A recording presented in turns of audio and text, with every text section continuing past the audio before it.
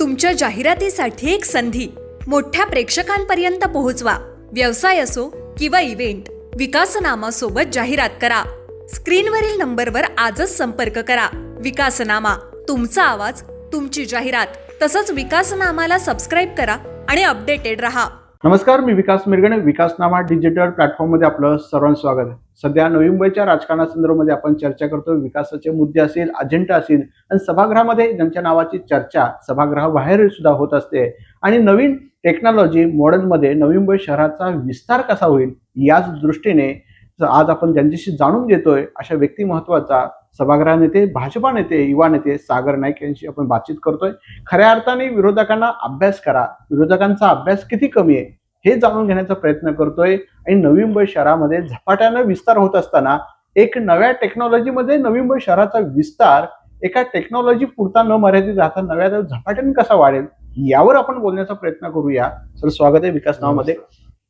खरं तर तुम्ही सभागृहामध्ये दमदार एंट्री असते, बाहेर सुद्धा तुमची दमदार नावाची चर्चा असते. एक विकासाचं मॉडेल घेऊन तुम्ही या शहराला पुढे जाता. कोणतं मॉडेल तुमच्या मनामध्ये जे सभागृहाच्या माध्यमातून मांडता?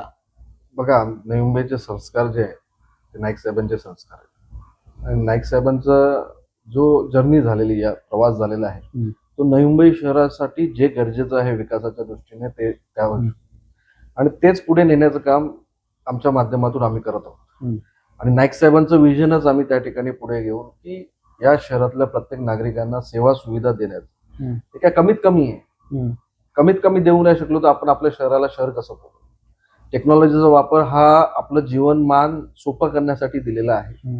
आणि काही याच्यामध्ये नवीन नाही आहे, तर ते लोकांना द्यायचं आहे, चांगल्या पद्धतीने द्यायचं आहे. त्यामुळे विविध गोष्टी तुम्ही बघितल्या, पहिल्या सभागृहापासून आपण अनेक निर्णय त्या ठिकाणी घेतलेले आहेत. आणि आता येणाऱ्या सभेमध्ये देखील अनेक निर्णय तुम्हाला आमचा सभागृह घेताना दिसतात. सर, प्रदूषणासंदर्भामध्ये महत्वाची भूमिका बजावली होती किंवा तो मुद्दा तुम्ही सर्वात आणला समोर नवी मुंबईकरांचा. त्याचं पुढे काय, नवी मुंबई शहरात सुद्धा मोठ्या प्रमाणात प्रदूषण होताना दिसून येते. मग प्रदूषण कमी करण्याचे पुढे नेमकी पाऊल काय टाकताय आपण? नाईक साहेबांनी सूचित केलं की प्रदूषण कमी करणं, आणि ऍब्झॉर्प्शन करणं, त्यापेक्षा प्रदूषण जिकडून निर्माण होतंय तिथे पहिला आळा घातला पाहिजे. ज्या ठिकाणी उत्पत्ती होते तिथे आळा घातला पाहिजे. त्यामुळे हॉटस्पॉट आयडेंटिफिकेशन म्हणजे कुठे प्रदूषण निर्माण होतोय त्या जागा शोधायच्या आणि त्या जागांवरती निर्बंध आणायचे.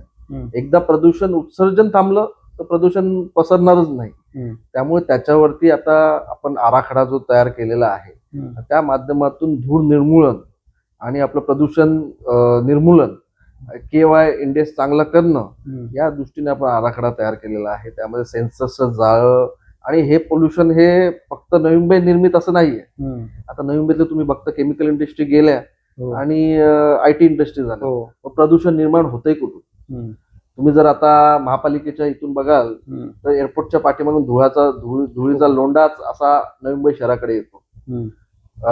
तळोजा डोंगराच्या पाठी आहे ते दिवसभरात पोल्युशन करून रात्री आपल्याकडे येतं. मुंबईचं संध्याकाळची हवा आहे ते मुंबईवरून येतं. पण हे बोललो, पण आता आयडेंटिफिकेशन करायचंय. त्यामुळे त्या प्लॅन मध्ये आपण थेटर्ड बलून सिस्टीम पहिल्यांदा कुठे होत असेल, नवी मुंबईत जनरेट होतंय का नवी मुंबईच्या बाहेर जनरेट होतंय ते कळेल. आणि त्यामुळे जर नवी मुंबईच्या बाहेर जनरेट असेल त्या संस्थेला आम्ही त्या ठिकाणी सांगणार की बाबा तुम्ही जनरेट करताय, तुम्ही याबाबतीत काहीतरी करा. ओके. पण प्रदूषण म्हटलं की शिवसेना भाजपामध्ये राजकीय प्रदूषण जोरात सुरू आहे. नाही, त्या बाबतीत आता राजकीय प्रदूषण नाही, पण आता सत्ताधारी म्हणून या जनतेने नाईक साहेबांच्या विचारांना त्यांनी साथ दिलेली आहे. आणि नाईक साहेब हे या शहरापुढे आपलं विकासाचं मॉडेल त्या ठिकाणी मांडतात. विरोधक त्यांच्या परीने विरोध जिकडे चुकीचं आहे तिथे दाखवण्याचं काम त्यांनी केलंच पाहिजे. आणि या माध्यमातून जिथे लोकांचं भलं आहे तिकडे साथ त्यांनी आलंच पाहिजे. आणि या दृष्टीने त्यांनी देखील काही सूचना केल्या तर आम्ही त्यांचं स्वागतच करू. पण त्यांचा अभ्यासच कमी, तर सूचना काय करतील? ते हळूहळू त्या ठिकाणी ज्ञानात भारत मागे सभागृहामध्ये सांगितलं की अज्ञान आहे, तुला आम्ही आहोत, एक दुसऱ्याचं अज्ञान दूर करायला बसलेलो आहोत. त्यामुळे जिथे जिथे कुठे संभ्रम निर्माण होईल, शंका निर्माण होईल, ज्या सभागृहामध्ये प्रश्न निर्माण होतील तेच निश्चितच सोडवण्याचं काम आम्ही करणार. पण शिवसेना सभागृहामध्ये जर बघितलं, काही लोकांचा किंवा अभ्यास कमी दिसतो, उणिवा ज्या पद्धतीने प्रगल्भ राजकारण करायला ते दिसतं नाही. शिवसेना म्हटलं की कमतरता हे या नवी मुंबईत दिसून येते, अभ्यास कमी पडतोय. बघा, आता आम्ही जे काम करतोय ते लोकांचं त्याला अप्रुव्हल आहे, लोकांच्या हिताचं काम करतोय.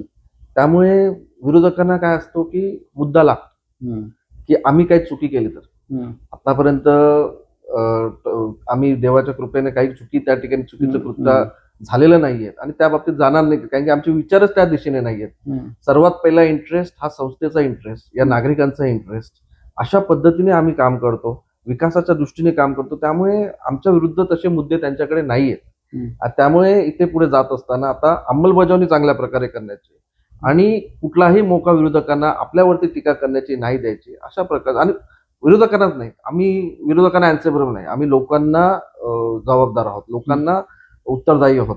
त्यामुळे लोकांना उत्तर देताना लोकांनी काही प्रश्न विचारले तर त्यांचे प्रश्न सोडवायचं काम आम्ही त्या ठिकाणी करणार आहोत. आणि त्या माध्यमातून या शहराला आता सुरुवात झालेली आहे. 5 फेब्रुवारीपासून ताबा घेतलेला आहे. हळूहळू बघा तुम्ही, आणि या येणाऱ्या 4 वर्षामध्ये 4.5 वर्षामध्ये आम्ही एक आमूलाग्र बदल या महापालिकेत आणणार. पण त्यांचं बापाचंच नगर विकास खातं आपल्यासारखं वागत आहे. तुम्ही काही करा, आम्ही नगर विकास खात्याकडून ब्रेक लावू, अशी भूमिका जी शिवसेनेची आहे ती शहराला घातक आहे. मग याच्यावर आवाज तुम्ही उठवला पाहिजे ना. निश्चितच आहे, ज्या ज्या गोष्टी शहरासाठी घातक आहेत त्या गोष्टीच्या विरुद्ध आम्ही आवाज उचलणार आहोत. येणाऱ्या सभेमध्ये आम्ही त्या गोष्टीमध्ये हात टाकणार आहोत की या शहरामधल्या ज्या काही गोष्टी यापूर्वी काही निर्णय घेतलेले आहेत त्याचा इम्पॅक्ट शहरावरती काय पडणार आहे, त्याचा असेसमेंट करण्याच्या दृष्टीने आम्ही काही निर्णय केला. नाईक साहेबांनी सांगितलं, आमची भूमिका ही, नाईक साहेबांची भूमिका ही ताण लागल्यावर विहीर खोदण्याची नाहीये. आम्ही पहिला विहीर खोदून ठेवतो, ताण लागेल तेव्हा लागूनच देत नाही. दुसऱ्या शहरामध्ये फेलियर झालेला आहे की त्यांनी म्हणजे अंधारामध्ये त्यांनी गेलेले आहेत आणि आज अनेक समस्यांना त्यांना तोंड द्यावं लागत आहे. पाण्याची समस्या असेल, सिवरेजची समस्या, आज आपल्या शहरामध्ये ती समस्या नाहीये. आता फक्त ती समस्या आली कारण की ती नैसर्गिक आपत्ती आहे, त्यामुळे आपल्याला समस्या आलेली आहे. आणि त्याचबरोबर आपण आपलं 20% पाणी आपण पनवेल महापालिकेला देतो. ते जर पाणी दिलं नाही तर आपल्याला दुसरं पाण्याची कमतरता त्या ठिकाणी भासणार नाही. आणि त्यामुळे आपण तशा पद्धतीने नियोजन त्या ठिकाणी करत आहोत. आणि जर युडी आपल्या नियोजनामध्ये जर पुढे आणत असेल, त्यांचं फक्त उद्दिष्ट इतर काही असेल तर त्या बाबतीत आम्ही आवाज उचलणार. ओके सर, मुळामध्ये नवी मुंबई शहरामध्ये हे स्वच्छ समृद्धी आहे, पण प्रदूषणाबरोबर वाहतूक कोंडी. आता वाशीमध्ये गाडी लावायची तर लोकांना मग कुठे लावायचा हा प्रश्न पडतो.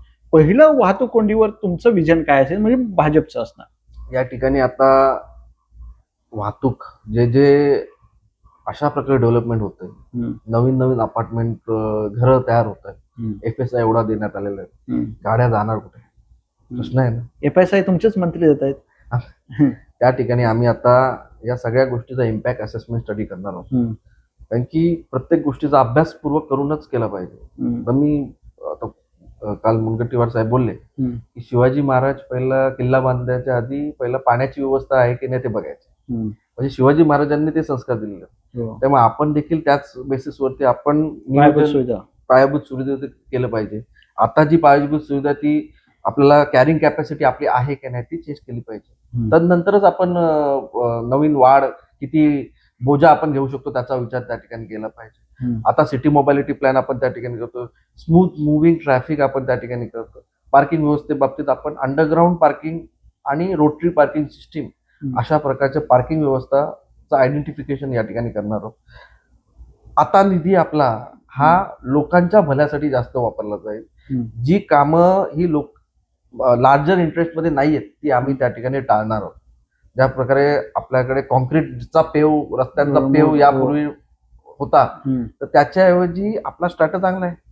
आपले डांबरी रस्ते टिकतात, कॉन्क्रीटची गरज नाही. आणि अंतर जिकडे रिक्षा सायकल गाड्या चालतात तिकडे कॉन्क्रीटची गरज नाही. त्यामुळे ते ठाण्याचं उदाहरण आहे, कुठलं कॉन्क्रीट ते आपल्याकडे ते आता चालू देणार नाही. जिथे आवश्यकता आहे, जिथे हेवी ट्रक्स वगैरे आहेत तिथे फक्त कॉन्क्रीट उपयुक्त आहे, इतर ठिकाणी कॉन्क्रीटची उपयुक्तता नाही. आपला अंडरग्राऊंड सर्व्हिसेस आपल्या पूर्ण नाही. त्यामुळे अशा प्रकारे नियोजन आता यापुढे येणाऱ्या भविष्यामध्ये ज्या लोड आहे त्याचा अँटिसिपेट करून आता आम्ही नियोजन टाकलं. सर, वनमंत्री सुद्धा तुमचे काका आहेत आणि नवी मुंबई शहरामध्ये निसर्ग जो आहे तो बहरलेला पाहिजे. पर्यटन आणि पर्यावरण या गोष्टीचं समतोल आणि वन खातं तुमच्याकडे म्हणजे काकांकडे आहे, तर नवी मुंबई शहर पर्यटन केंद्र विकसित करावं हा एक महत्वाचा मुद्दा आहे. सगळं हे जे नवी मुंबई शहर आहे गणेश नाईकांचं शिल्पकार मुळं, पण पर्यटन केंद्र काय आहे आपल्याकडे? बरं झालं तुम्ही हा मुद्दा छेडला. मला नाही वाटत इतर कोणी हा मुद्दा छेडला असेल, पण मी निश्चितच याचा तुम्हाला ठराव येणाऱ्या काळामध्ये दिसेल. पहिला सर्वप्रथम आम्ही बेसिक ज्या गरजा आहेत, प्रायोरिटी, आम्ही कसं आहे प्राधान्य ड्रिव्हन डेव्हलपमेंट म्हणजे प्रायोरिटी ड्रिव्हन विकास. त्यामध्ये सगळ्यात पहिलं येतं पाणी, सिवरेज, स्वच्छता, रस्ते, दिवाबत्ती, त्यानंतर हेल्थ, एज्युकेशन, स्पोर्ट्स, अशा प्रकारची क्रमवारी आहे. त्यामध्ये हे जे फिरण्यासाठी टुरिझम हा मुद्दा आमच्या ह्याच्यामध्ये आहे. कारण की आता तुम्ही बघाल की सर्व युथ किंवा लोक मोबाईलमध्ये पडलेले आहेत. बरोबर आहे ना? मोबाईलमध्ये फक्त रील्स स्वाईप, आपण जिथपर्यंत मोबाईलच्या बाहेर त्यांना कुठलं जग, कुठलं दुनिया त्यांना देत नाही तोपर्यंत ते मोबाईलच्या दुनियेतून बाहेर पडणार नाही. त्यामुळे आपल्याकडे गौरीदेव परिसर आहे, आपल्याकडे हा डोंगर आहे. मी आता नाईक साहेबांकडे आम्ही प्रपोजल त्या ठिकाणी तयार करतो. या डोंगरावर तो अरेबियन सी दिसतो, माहिती तुम्हाला? नाही. या डोंगरावरून चांगलं विविंग गॅलरी वगैरे करून आपल्या डोंगरावरून अरेबियन सी दिसतो, सिलिंग दिसतो. चांगल्या पद्धतीने ऍडव्हेंचर पार्क त्या ठिकाणी तयार करायला चाललंय गौरीदेवच्या आजूबाजूला, क्वाड बाईक वगैरे, आणि एक ट्रेक देखील तयार करून त्या माध्यमातून लोक कशी घराच्या बाहेरून इथे शहरातच one day in Navi Mumbai, काय one day Navi Mumbai, one day in Navi Mumbai काय करू शकतो, अशा प्रकारचे आम्ही सुविधा त्या दृष्टीने आणण्याचं आम्ही नियोजन केलेलं आहे. पण प्रायोरिटीमध्ये थोडं खाली आहे, त्यामुळे थोडं पुढे लेट, पण याच वर्षी त्या पर्यटनातून गणेश नाईक पण नवी मुंबईकरांच्या पलीकडे दुसऱ्यांना दिसू शकतील. यस, निश्चितच आहे. प्रत्येक नागरिकांच्या प्रत्येक ज्या इच्छा आकांक्षा आहेत आणि सेवेच्या दृष्टीने आहे. आता स्वच्छतेच्या बाबतीत आमची टॉप प्रायोरिटी, स्वच्छ रस्ते परिसर देण्याचं आमचं सर्वात पहिलं प्राधान्य. त्यामुळे पुढील सभेमध्ये तुम्हाला स्वच्छते बाबतीतचे तुम्हाला ठराव तुम्हाला दिसतील, जे एक मॉडेल असणार आहे. आणि त्या मॉडेलच्या आधारावरती आम्ही चांगला एक स्वच्छ परिसर, म्हणजे आपण पहिले महाराष्ट्रामध्ये आहोत.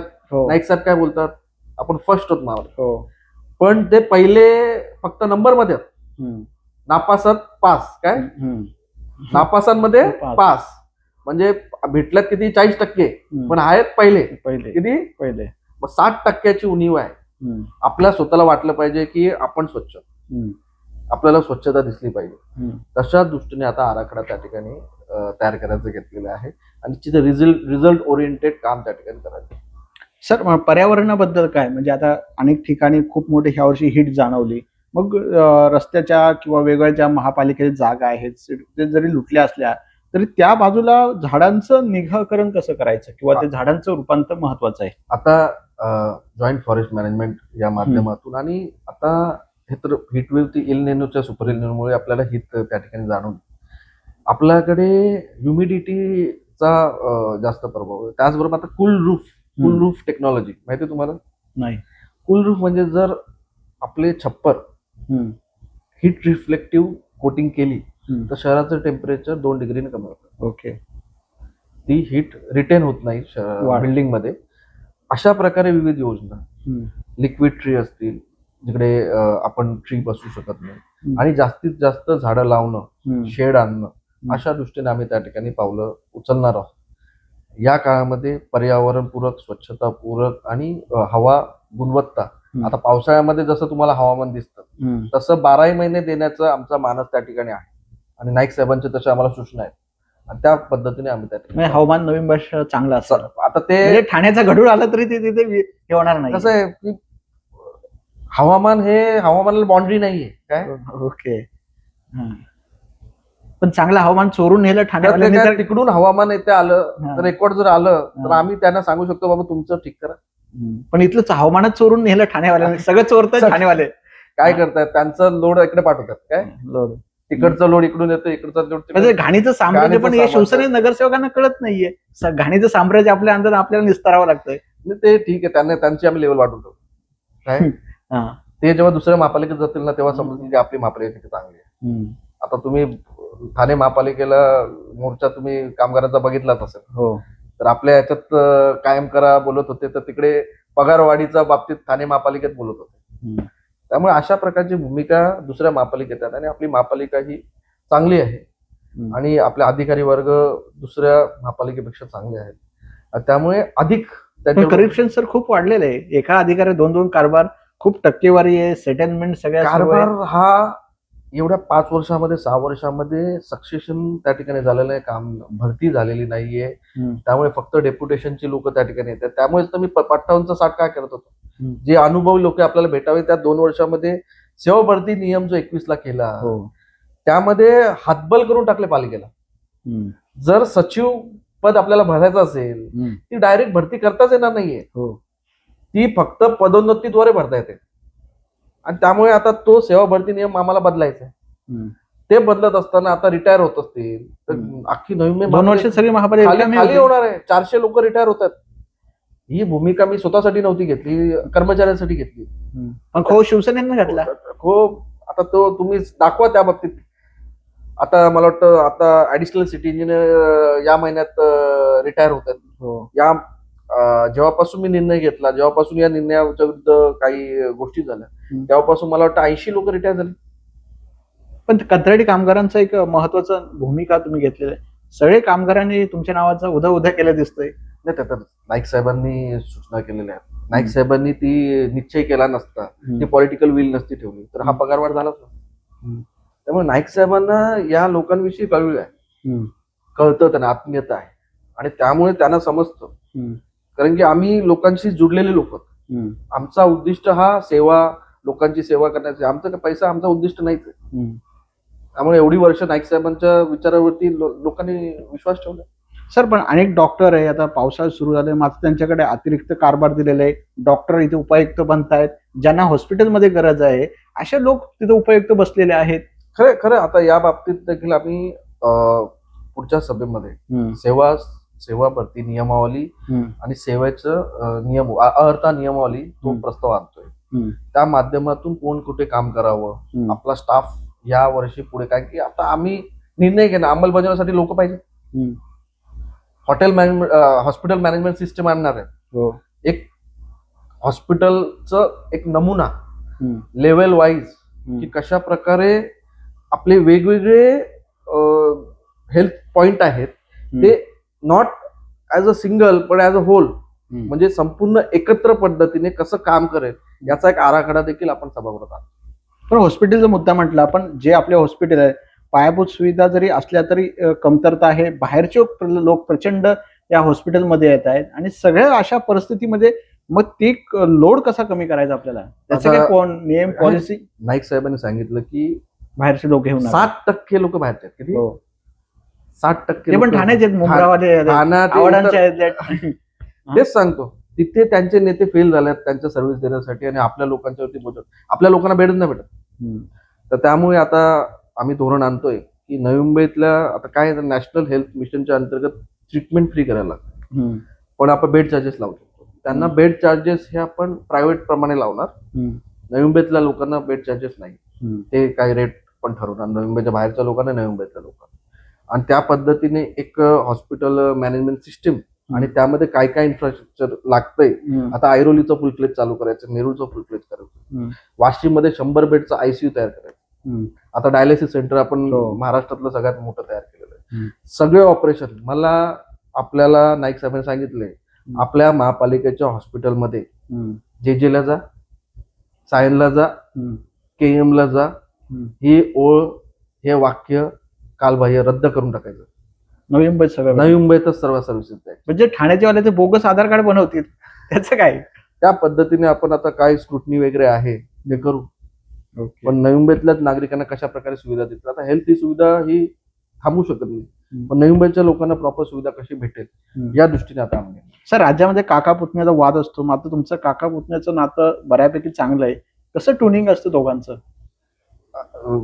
आमचं आम्ही एकत्र असतो आणि त्याप्रमाणे मला दोघांप्रमाणे लेखतात.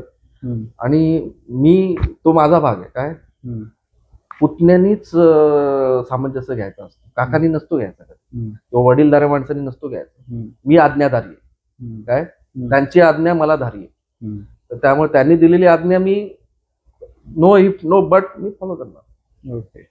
पण एखाद्या वेळेला काकांवर अशा आरोप होता, प्रत्यारोप होता, एक पुतण्या म्हणून कसं वाटतं या सगळ्या, म्हणजे दुःख किंवा अशा प्रकारे घेरतात आपल्या एक निश्चितच आहे. आणि त्या ठिकाणी मलाच नाही, हम्म. नाईक साहेबांवर प्रेम करणाऱ्या सगळ्यांना त्या ठिकाणी, पण नाईक साहेब सक्षम आहेत. नाईक साहेब हे या लोकांचा आशीर्वाद आणि लोकांचं प्रेम नवी मुंबईच्या लोकांचं आहे. त्यामुळे नाईक साहेबांच्या हातूनच चांगलं काम नवी मुंबईसाठी होणार आहे. त्यामुळे त्या माध्यमातून नाईक आता सकाळपासून म्हणजे सकाळी 11 वाजल्यापासून रात्री 11 वाजेपर्यंत एवढा लांब जनता दरबार मला नाही वाटत कोण दुसरा कोण करू शकतो. तुम्ही त्याचे आय विटनेस आहात. त्यामुळे असे गॉड गिफ्टेड लोकांच्या सेवेसाठी त्यांना भेटले. पण काकातला सर्वात महत्वाचा गुण कुठला आवडला तुम्हाला? आता ते अनेक वर्ष राजकारणात आहात, तुम्ही सुद्धा त्याच्या टप्प्याने आहात, तर त्यांच्यातला एक गुण तुम्हाला काय आवडला? एक नेता म्हणून तुम्ही आता सध्या आहात. ते सर्वोपरी लोकांचा पहिला विचार करतात की या गोष्टीमध्ये लोकांचा काय इंटरेस्ट, लोकांना खुश करण्यासाठी नाही पण भविष्याची ओढ घेऊन. ते 2027 नाही बघत, 28 नाही बघत, ते 2035 बघतात. 10 वर्ष 40 बघतात की पुढे काय प्रॉब्लेम येणार आहे, त्या दृष्टीने आता हे करा. फक्त आताचं सुख काय भेटावं आणि पुढचं भविष्य खराब करावं या दृष्टीने ते काम नाही करत.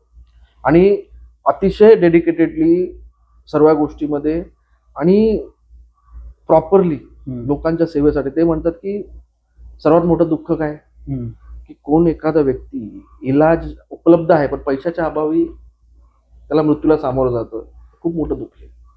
त्यामुळे त्या दृष्टीने आपण पावलं उचलली पाहिजे. आणि त्यांचा पूर्ण व्यक्तिमत्वच आम्हाला त्या ठिकाणी प्रेरणा देतं. आमच्यासाठी आयडल आहे, आदर्श आहे. त्यामुळे परिपूर्ण एक गोष्ट नाही, एकूण एक गोष्ट सगळ्याच घेण्यासारखं. सर, शेवटचा प्रश्न. आयुक्त आणि भाजपा हा संघर्ष काही दिवसापासून येतोय. चुकतंय तुमचं की त्यांचं? त्यांचे अधिकार काढले आता, तुमचे अधिकार काढले आता, याच्यामध्ये सभागृहाचं आणि नवी मुंबईकरांचं प्रचंड नुकसान होतंय. तर तुम्ही याच्या संदर्भामध्ये, कारण सभागृह नेते तुम्ही चालवताय. कसं आहे की लोकशाही आहे या ठिकाणी. जसे 4 स्तंभ आहे, म्हणजे लोकप्रतिनिधी, प्रशासन, न्यायव्यवस्था, पत्रकार, प्रत्येकाच्या भूमिका या स्पष्ट आहे. लोकप्रतिनिधी लोकांच्या विल आणि लोकांना काय हवंय ते पास केलं पाहिजे आणि त्यांनी ते अंमलबजावणी त्या ठिकाणी. आणि या माध्यमातून सांगणं आहे की नवी मुंबई शहराने आम्हाला विश्वास दिलेला आहे, त्यामुळे नवी मुंबईच्या हितातच आम्ही निर्णय त्या ठिकाणी घेणार. त्यामुळे नाईक साहेबांच्या माध्यमातून, कारण की काय होतं की आता मी बघितलं, खूप 5 वर्ष खूप जवळून बघितलं, फोन येतो ठाण्यावरून, अनावश्यक कामं त्या ठिकाणी पास केली जातात. तर अशा प्रकारचं कृत्य आता यापुढे नवी मुंबई शहरात होणार. त्याचं दुःख जास्त झालंय. त्याचं मे बी तसं असेल त्याला. तर त्यामुळे या शहराचं उपयुक्तच गोष्टीच त्या ठिकाणी होते, लोकप्रतिनिधीच्या माध्यमातून होते. कारण की लोकशाहीचा सन्मान हा सर्वांनी केला पाहिजे. आणि या दृष्टी नाईक साहेबांचं विजन यापुढे ठेवलं जाईल. आता आपण इंग्लिश मिडियम चालू केली, सीबीएसई शिक्षण मंडळ आपण त्या ठिकाणी केलं, पगार वाढवलं, ठोक बांधणाऱ्यांचा त्या ठिकाणी निर्णय घेतला. आपण ब्रिजेस, सर्वात हॅम मॉडेलमध्ये आपण फायनान्शियल प्लॅनिंग करून आपण हॅम मॉडेल त्या ठिकाणी सिटी मोबिलिटी प्लॅनचा पार्ट 1, पार्ट 2, पार्ट 3 हे पुढे येतील. आणि या माध्यमातून नवी मुंबईच्या जनतेला एक फायनान्शियल प्लॅनिंग करून आपण त्या ठिकाणी करणार. लोकप्रतिनिधीचा सन्मान पहिला, कारण की म्हणजे महापालिकेत पहिला सगळ्यात पहिला नागरिक येतात, त्यानंतर लोकप्रतिनिधी असतो, त्यानंतर आपण पुढे त्या ठिकाणी असतो. पण सर, सगळ्या भागामध्ये प्रशासनाचं सगळं लक्ष एरोलीकडे दुर्लक्ष असतं. सगळं लक्ष त्यांच्यासाठी काही असं एरोली दिलंय वाटून, म्हणजे सगळं काही सोडून द्या, एरोलीमध्ये दुर्लक्ष करा. काय आहे की काही गोष्टी या प्रशासनाला कायद्याने अधिकार दिलेले, त्यामध्ये लोकप्रतिनिधींचं ढवळाढवळ नसतं. पण त्यांनी कुठला चष्मा घालून त्यांनी ती कारवाई करायची नाही. त्यांनी एकाच पद्धतीने त्या ठिकाणी कारवाई करायची. अतिक्रमण हा विषय प्रशासनाकडे संपूर्ण दिलेला आहे. त्यामुळे आम्ही रोका किंवा सोडून द्या असं बोलण्याला येणार नाही. तुम्ही कारवाई करा, सर्व पद्धतीने हे सगळे थांबून घ्या. तुम्ही जर पहिलं थांबवलं ना तर आम्ही शेवटचं थांबवणार नाही. काय पहिलं जे सुरुवात झाली तीच थांबायला पाहिजे होती. आता अनेक ऐरोलीला जावा तुम्ही, अतिक्रमणाचा पेव फुटलेला आहे, तिकडे कारवाई तर दिसत नाही. सिडकोना महापालिकेत नाही दिसणार तुम्हाला. तिकडे शिवसेना संख्या जास्त असल्यामुळे असेल का, तुम्ही दाखवा ना, ते तुमचं काम आहे. तुम्ही ते दाखवलं पाहिजे की ऐरोलीमध्ये कशा पद्धतीने काही चालू असेल ते दाखवा तुम्ही. ठाण्याचा कॉल येत असेल. मला माहित नाही. हे होते सागर नाईक. त्यांनी दिलखुलास आपल्याशी गप्पा मांडल्या. नवी मुंबईच्या प्रश्न, विकास, मुद्दे आणि येत्या काळामध्ये नवी मुंबई शहराचा विकासाचे मुद्दे घेऊन आम्ही जाणार आहोत आणि विरोधकांचा अभ्यास कच्चा आहे, त्यांनाही सुधारणा करण्याचा आम्ही वेळ देऊ. सर, खूप खूप आभार, धन्यवाद. तुमच्या जाहिरातीसाठी एक संधी मोठ्या प्रेक्षकांपर्यंत पोहोचवा. व्यवसाय असो किंवा इव्हेंट, विकासनामा सोबत जाहिरात करा. स्क्रीनवरील नंबरवर आजच संपर्क करा. विकासनामा, तुमचा आवाज, तुमची जाहिरात. तसंच विकासनामाला सबस्क्राईब करा आणि अपडेटेड रहा.